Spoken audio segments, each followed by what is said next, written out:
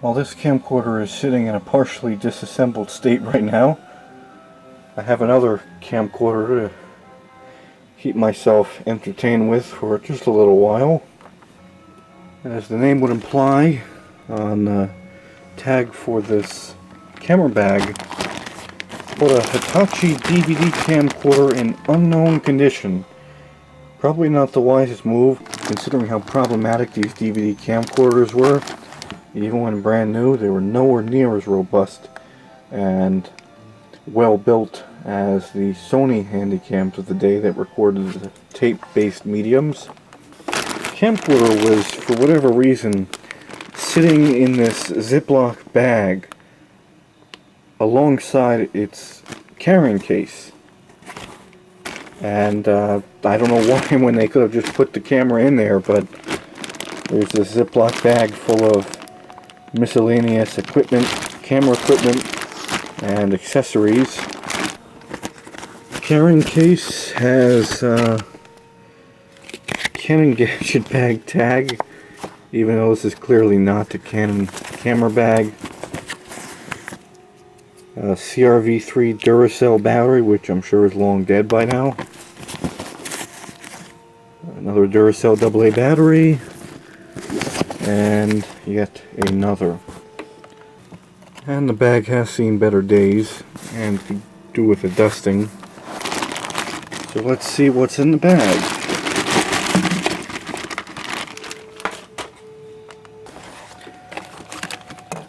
I have the camcorder, some 123 batteries, CR123 batteries for film cameras, best before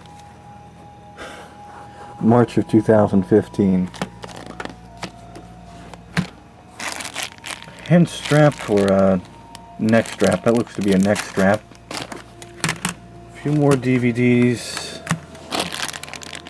Power dongle, because this camcorder does not have a direct connection for the DC adapter. More on that in just a moment. And a Hitachi remote control, which I'm sure has not even a smidge of a charge left all these years later. Wow, anyone needs CR123 batteries? I have two more. These expired in 2014. 3-volt photo batteries. I believe these were only used for cameras and nothing else. Another power dongle ensnared with the composite video cable, which uses a strange connector that I haven't seen before. Almost looks similar to the multi-jack that many newer Sony camcorders used for standard definition video output. And the charger, which is a genuine DZ-HS903, 7.9 volts, 1.2 amps, and it looks like it's, yes, it's a multi-voltage adapter, 100 volts at 240 volts, Hitachi Limited, made in China, and it has a barrel type connector on the end for the power dongle, because as I mentioned, this camcorder does not have a connection to allow charging the battery with it attached to the camcorder. So not only is it irksome, but also an inconvenience, to say the least, to remove the battery. This is looks to be a higher capacity battery than what it would originally come with. 7.2 volts, 1360 milliamp hours. Wonder if this is even any good. And then this is the camera, and already I don't know if I made the wisest decision taking a chance on this camcorder, because this piece of plastic trim is not snapped in. There's nothing securing it to the camcorder.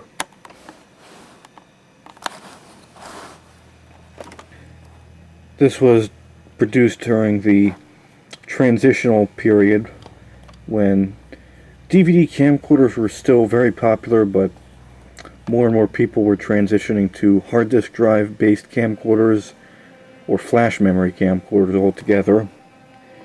And this being a fusion of sorts between those two, it has not only a hard drive in it, something like 20 to 30 gigabytes, also has a DVD burner, DVD video, RAM, RW, rewritable, SD card slot, and the SD card slot's actually on the underside of the camcorder,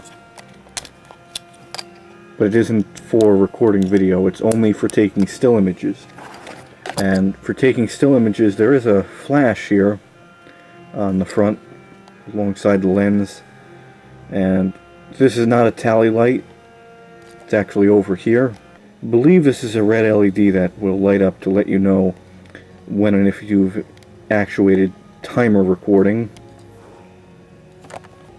It does have a 16:9 widescreen display.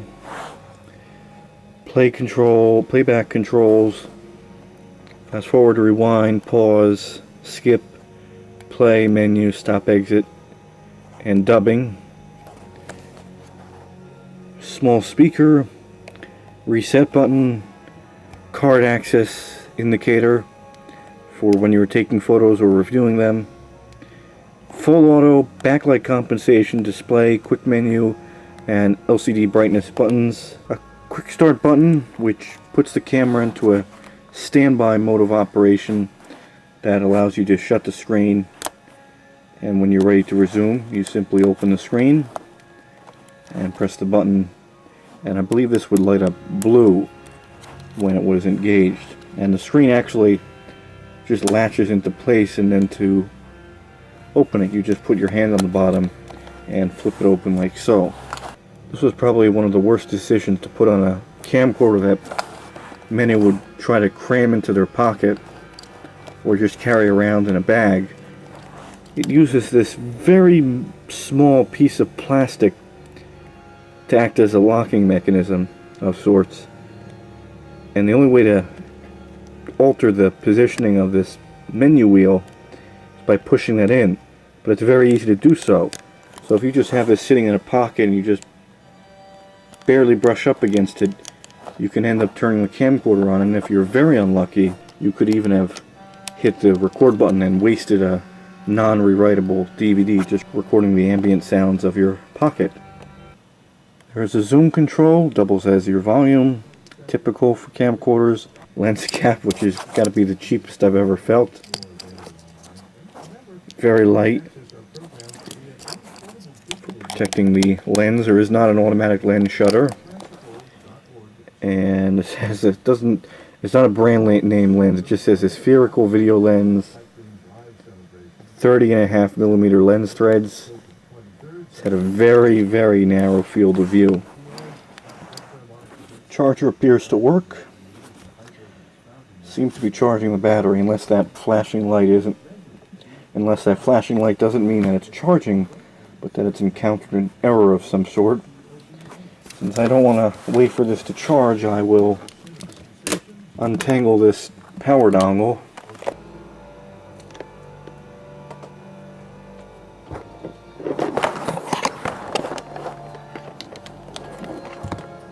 I normally wouldn't record this, but they're playing the Star Wars theme song on organ on the classical music station tonight.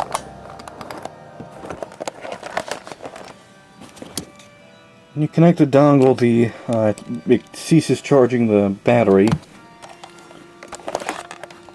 The camcorder appears to be completely dead, unless this dongle is bad, but I strongly doubt that. It's not powering on at all. No indication, you can't even eject the disc at all. And it does concern me that this whole plastic assembly up here is, oops, that's not supposed to happen, it's peeling away. So this probably sustained a pretty significant fall. There is a stereo microphone on the front, and then the AV output and the USB connection is on the front. Looks as if they even could have put a firewire port here if they so desired, if it were a MiniDV camcorder, because I believe Hitachi did, if I don't drop this camcorder, did for a while produce a MiniDV camcorder.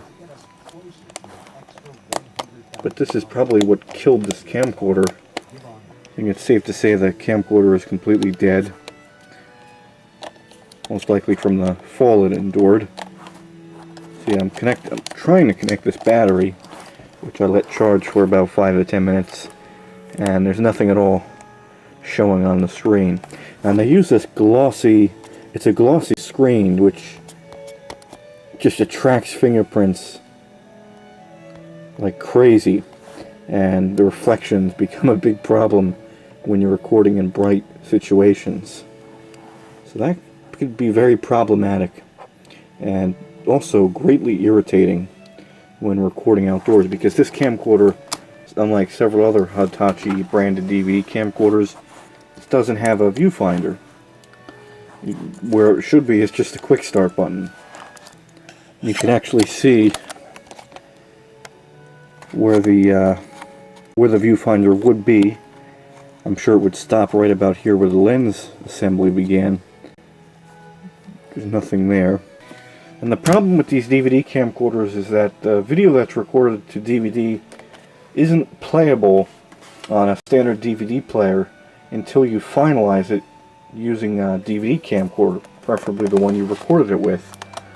And since these DVDs I checked are not showing up anything when they're inserted into the computer or DVD player, leads me to believe that they need to be finalized. You see, this one has data clearly recorded, but there's no way you can access that or play that until you finalize it on the camcorder. And these DVD camcorders were just plagued with problems, even when they were new. They were not at all robust, trustworthy, or reliable. There was no shortage of issues and glitches and other errors that, unlike the tape-based camcorders of the time, where you can just take the tape out, pop it into a new camcorder and continue recording if there's a problem with this one. Well, first off, good luck trying to get this thing open. So I'm pretty sure there's a DVD in here. It sounds like there is. And I can't remove that unless I tear into the camcorder or disassemble it. I don't even know if it's worth the effort. You do take a gamble when buying used camcorders, especially those of the DVD type. These were just plagued and doomed from the start. They weren't at all good, and the video quality that they recorded was atrocious, to say the least. The format limited you to approximately 30 minutes. It's only 1.4 gigabytes.